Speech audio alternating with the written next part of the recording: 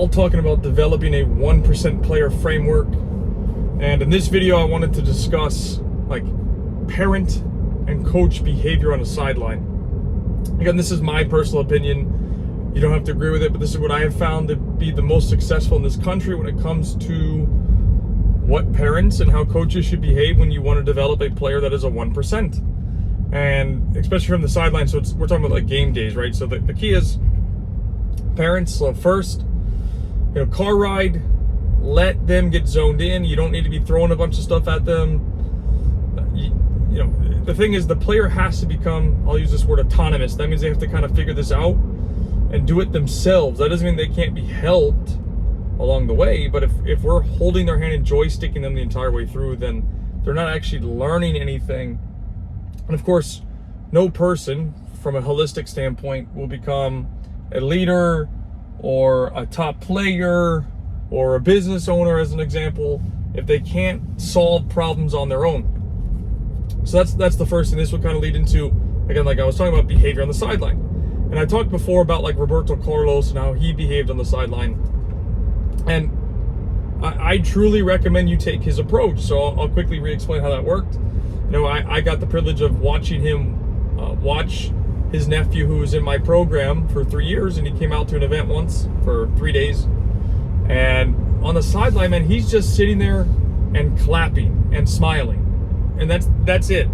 That's literally the only thing Roberto Carlos did from the sideline was smile and clap. And again, like if anybody would have the right to talk about anything, this is a guy that has won the World Cup. Like, it would be him. He'd have the right to say, hey, do X, Y, Z, this. But what he realizes and he understands is it's not about him. It's about his nephew or his daughter or his kids or in general, whatever. It's not about him. It's about the person that is playing. This is important. So parents, please, I'm begging you. You get a 180 view. You get to see the whole field. Your player and the teammates of your player get to see this. They don't get the privilege that you have being on the sideline, seeing the entire field. They get tunnel vision, they get to see this. And if they're looking like this, they only get to see the floor. So you sitting there saying, pass it to Johnny, pass it to here, shoot it, kick it. Like, you're not helping anybody because you're now putting stuff into the kid's mind when he maybe wasn't thinking about those things. Like, example, there's a parent I know, he will tell his kids to shoot it the second they get over half field. And I'm like, why are you telling a kid to shoot it at half field? Like, it doesn't make any sense. So you're not adding value to the conversation by doing that I hope that's obvious, but if it's not obvious, you're not. And that's obviously a problem. So you gotta want to do the right thing for your kids. My opinion is doing the right thing is, if you're a parent, you go to the game, and I put a tweet out about this the other day, and you find a spot away from every other parent, you bring a chair, a drink, a snack, whatever, you plop that chair down, you put your butt in that seat, you smile, you clap, and you enjoy the game. That's it. You don't need to speak, except maybe at the end you can say, hey, good job guys, good game. But like, the thing is, you have to remember, I know it's hard as a parent. I'm not a parent, but I'm sure it's hard because it's hard as a coach. I coach games, and of course there's a bunch of times that I want to just like rip into kids and why did you do that? What are you doing? Why would you? That doesn't help anybody. So I try to do my best not to go off on it, even though I want to every single time. But again, I have the benefit of seeing the entire field, whereas your player has the benefit or lack of a benefit of just seeing this. So it makes it much harder for them. And I posted a video about this, and like people are like, that's not true. It's 100% true. We get to watch the whole field, coach and parent included, and then the player gets this very small piece. And it's hard, man. It's not an easy thing to deal with. And like, the best thing you do is, like I said, you walk up, find a spot that you're away from all the other parents, because all the other parents just talk smack the entire game, talk shit, and it's unfortunate, but that's what they do.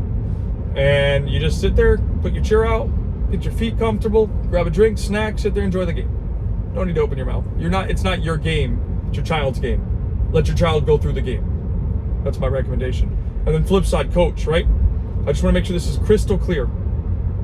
Because I've literally had this conversation with parents, and they go, my coach's coach is not coaching. And I'm like, well, what do you expect your coach to do? Oh, he should be up on the sideline the entire time shooting instruction, talking, throwing stuff at kids. And I'm like, that's not coaching, that's joysticking.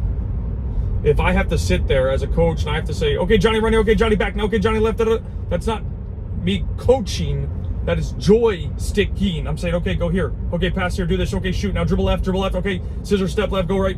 Like, that's joysticking. You don't want a coach that joysticks. A coach is somebody that's going to give pre-game instruction. Hey, we're going to be doing XXX, you're going to play these positions, this is what I'm looking for. Great. Okay, and then on top of that, you're then going to have, like, what I should say, what he will do in game then is maybe shoot out a word or two, like, okay, guys, drop. Okay, Johnny, step up. Right? But it's not constant on one kid or two kids or three kids joysticking, or even the team joysticking. It's let the kids play, let them make their own decisions, learn from those decisions, and that's what you're paying for as a parent. At least that's what you should be paying for, is you should be saying, okay, what am I really paying for? Okay, my kid's playing youth soccer. Okay, so I'm paying for him to play, got it. But you're paying for him to have an experience. So like the average thing is everybody says, oh, I'm paying for my kid to play. Well, if you want to be like that, you can, but you can say, I'm paying for my son to have an experience and learn. That's what you're really paying for.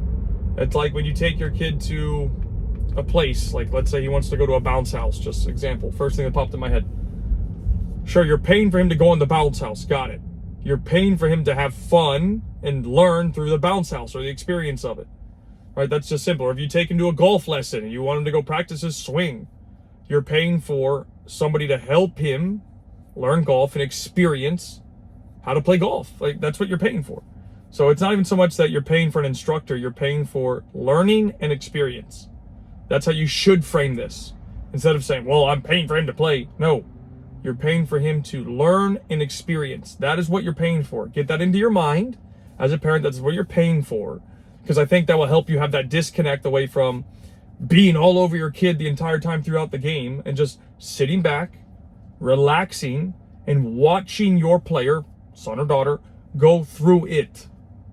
That is the best move you can make, in my opinion, to let your child go through the game, to go through the event, to go through, and then obviously you can guide and make adjustments along the way. But to be sitting there berating them and screaming at them the entire time doesn't help anybody.